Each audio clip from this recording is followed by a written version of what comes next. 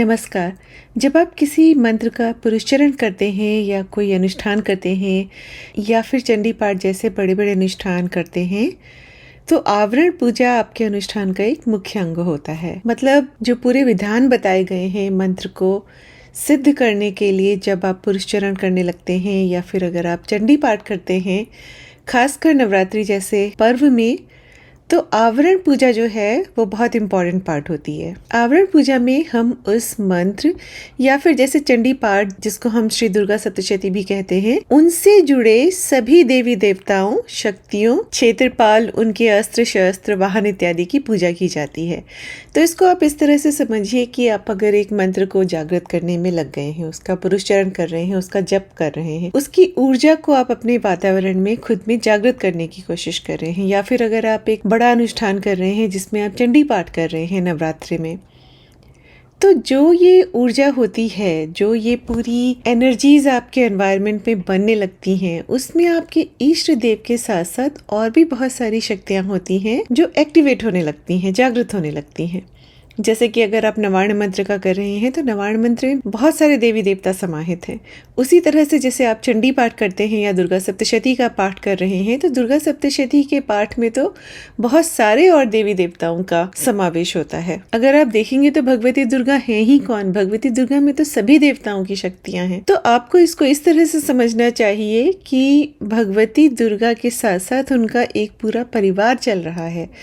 अगर आप सिर्फ भगवती दुर्गा की ही पूजा आराधना करने में लग जाएंगे और उनके परिवार को नकार देंगे या उनको उनका सम्मानित स्थान नहीं देंगे, तो फिर एक तरीके से आपकी जो पूजा है या मंत्र का जो पुरुषचरण चल रहा है उसमें कहीं ना कहीं कोई इम्बैलेंस क्रिएट हो रहा है, क्योंकि आप सभी शक्तियों की पूजा नहीं कर रहे हैं वहाँ पे। इसलिए आवरण पूजा आपके मंत्र अनुष्ठान या चंडी पाठ जैसे शक्तिशाली विधानों का महत्वपूर्ण भाग होती है, जिसमें आप एक यंत्र बनाते हैं और उसके अलग अलग आवरण, अलग अलग लेयर्स में आप अलग अलग शक्तियों की स्थापना करके उनकी पूजा अर्चन करते हैं, उनका तर्पण करते हैं। यहाँ पे बहुत ध्यान देने वाली बात होती है कि जो शक्तियाँ होती हैं उनकी अपनी अपनी दिशाएं होती हैं।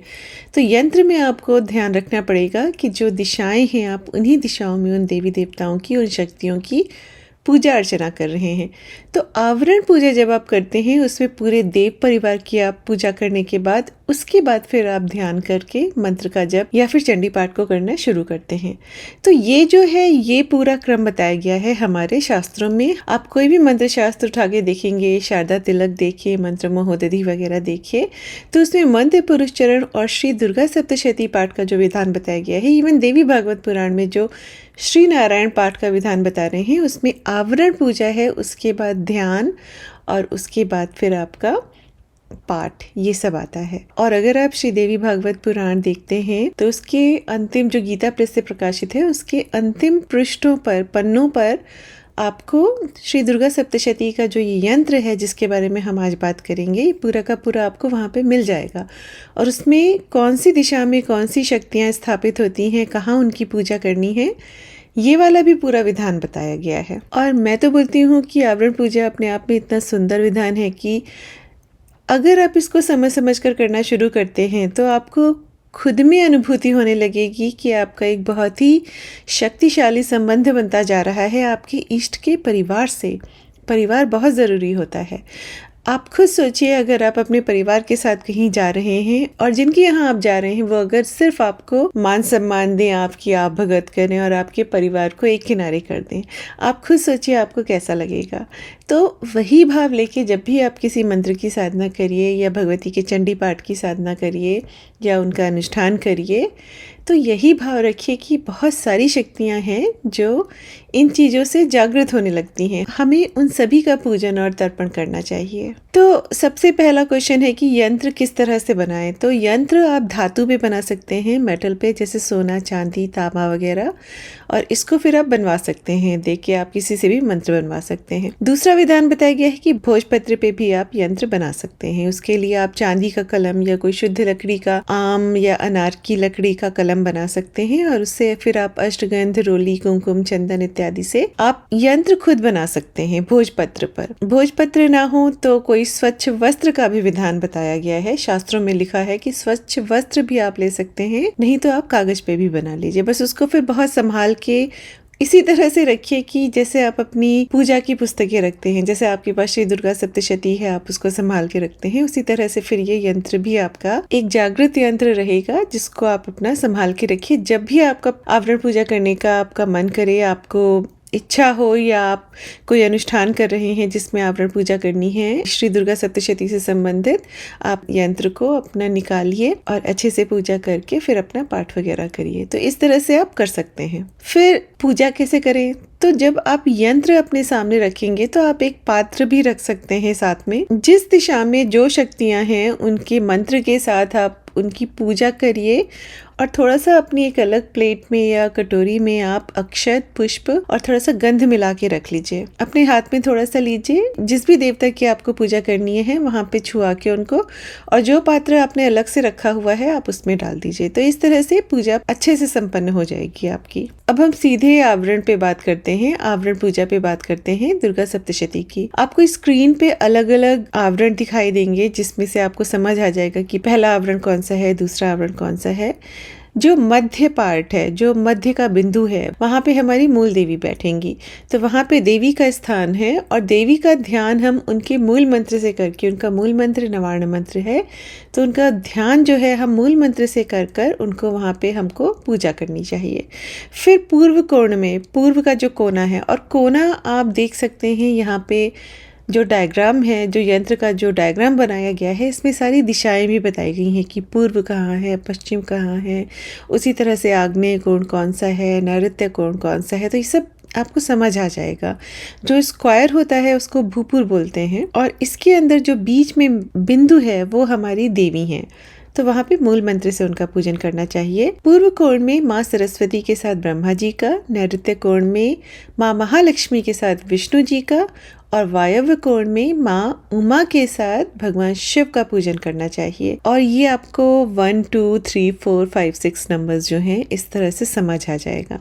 फिर उसके साथ बताया गया है कि उत्तर और दक्षिण दिशा में क्रमशः, मतलब रिस्पेक्टिवली, सिंह माने भगवती के जो सिंह हैं, और आपको पता है भगवती के सिंह हैं कौन? भगवती के सिंह जो हैं वो साक्षात धर्म हैं। तो धर्म पर सवार होकर भगवती युद्ध करती हैं। तो सिंह का पूजन करते हैं और फिर उनके दक्षिण दिशा में महिष का, जो महिषासुर जिसका उन्होंने वध किया था, उसको भी वरदान मिला था कि भगवती के साथ हमेशा उसकी पूजा होगी। तो आप महिष का भी आप पूजन करते हैं। पूजन के जो मंत्र हैं ये सारे आपको स्क्रीन पे दिखाई दे रहे हैं। आप इनको कहीं लिख लीजिए, आप अपना पूरा एक डॉक्यूमेंट बना लीजिए कि किस तरह से आपको पूजा करनी है। यंत्र को कई बार हाथ से बना बना के उसको समझने की कोशिश करिए, दिशाओं को समझने की कोशिश करिए। बहुत आसान होता है, बहुत सुंदर होता है, धीरे धीरे आपको समझ आने लगेगा। और बल्कि मंत्र को सिद्ध करने का एक विधान लिख के भी सिद्ध करते हैं। तो आप जब अगर मंत्र को बार बार लिखेंगे तो ये भी एक विधान है जिससे आपका मंत्र सिद्ध होने लगता है। फिर उसके बाद जो दूसरा आवरण है उसमें दिखाते हैं, उसमें आप नंदजा, रक्तदंतिका, शाकंभरी, दुर्गा, भीमा और भ्रामरी शक्तियों का पूजन करते हैं। इनके भी मंत्र आपको मिल जाएंगे। फिर उसके बाद आप माँ ब्रह्माणी, माँ माहेश्वरी, माँ कौमारी, माँ वैष्णवी, माँ वाराही, माँ नारसिंही और माँ ऐन्द्री तथा माँ चामुंडा का पूजन करते हैं। फिर पांचवें आवरण में आप विष्णु माया, चेतना, बुद्धि, निंद्रा, क्षुधा, छाया, शक्ति, तृष्णा, शांति, जाति, लज्जा, शांति, श्रद्धा, कांति, लक्ष्मी, धृति, वृत्ति, श्रुति, स्मृति, तुष्टि, पुष्टि, दया, माता एवं भ्रांति शक्तियों का पूजन करते हैं।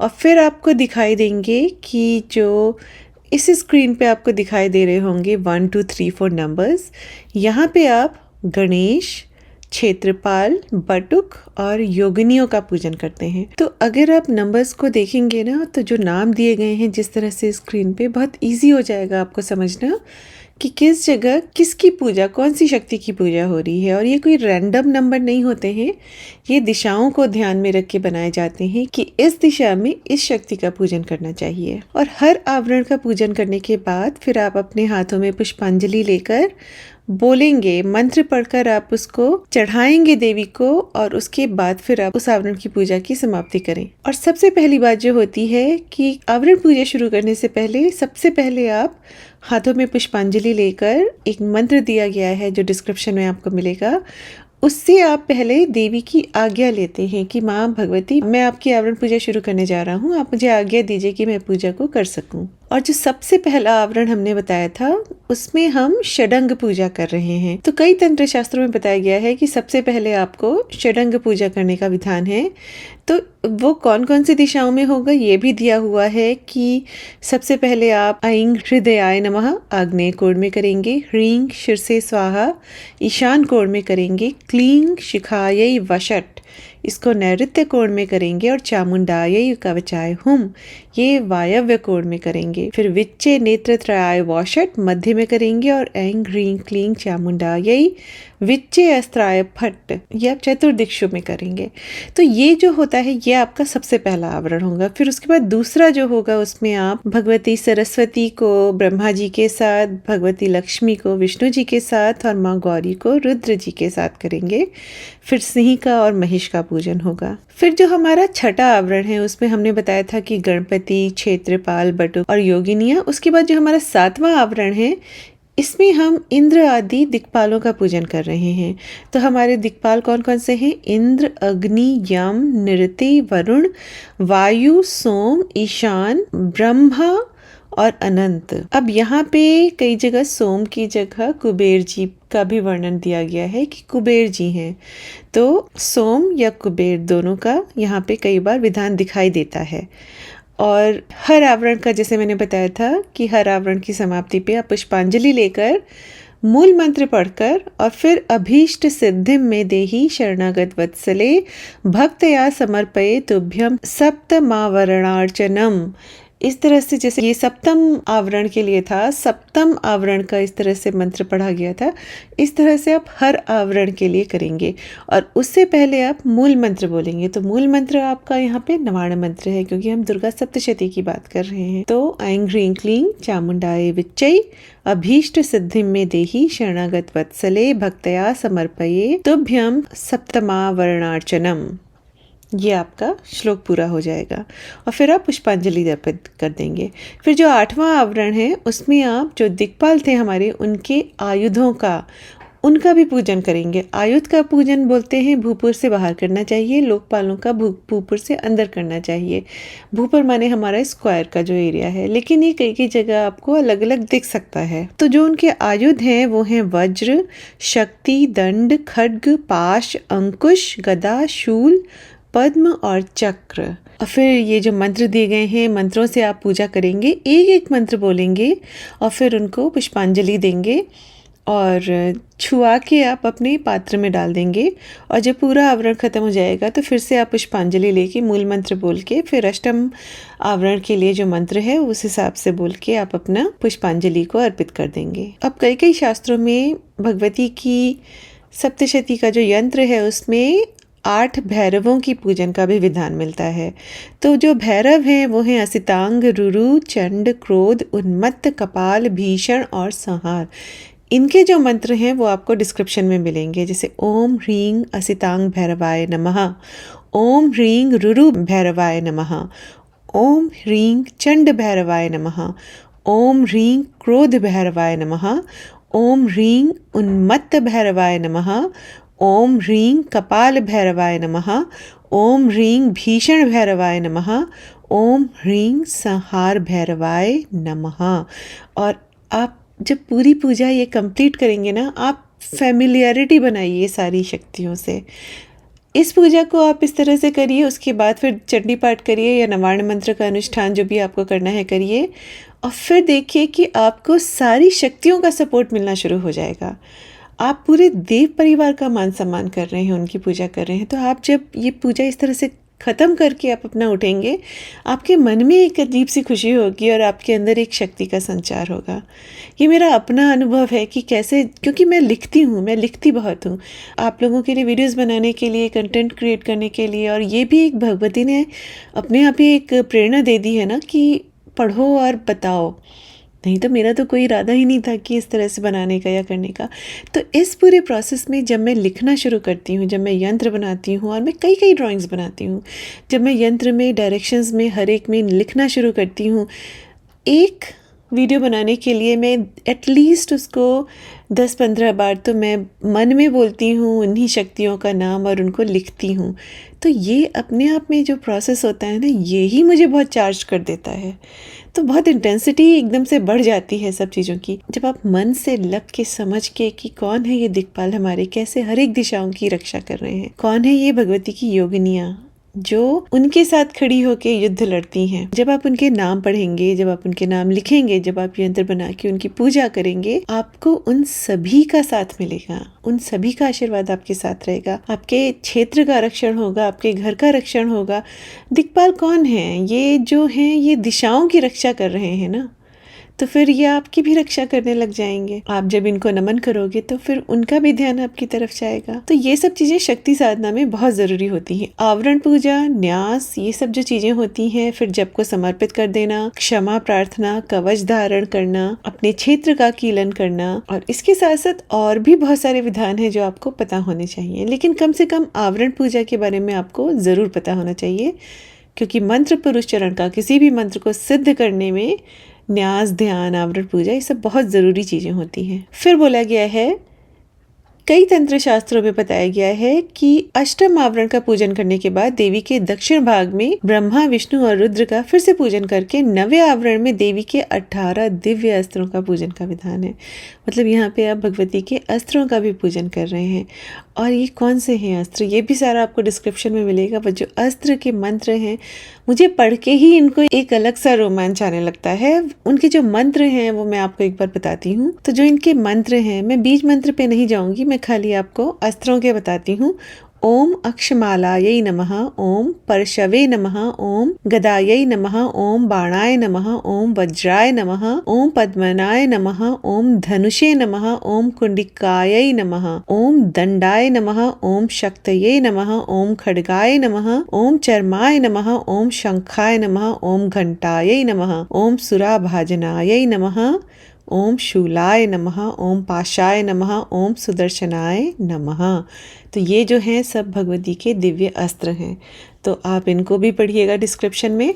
और इस तरह से आप अपना पूरा आवरण पूजा, जो दुर्गा सप्तशती की आवरण पूजा है, इसको आप कंप्लीट कर सकते हैं। बहुत सारे और भी वीडियोस में पूरा विधान बताया गया है कि भगवती दुर्गा का सप्तशती का पूरा विधान क्या है, आप उसको देखिएगा। वैसे मैं एक और वीडियो लाने वाली हूँ जिसमें जो पूरा वृहद विस्तार से जो विधान है सप्तशती का, कि कैसे कैसे आपको, हमने इससे पहले वाले वीडियो में बात की थी कि आप सप्तशती पाठ के अधिकार की प्राप्ति कैसे करें, आप सप्तशती पाठ के लिए देह शुद्धि कैसे करें, इसमें आपको आवरण पूजा के बारे में पता चलेगा। फिर उसके बाद एक और वीडियो आएगा जिसमें आपको पता चलेगा कि अपने आसन की शुद्धि कैसे करें, क्षेत्र का कीलन कैसे करें, शंख की स्थापना कैसे करें, पात्र की स्थापना कैसे करें।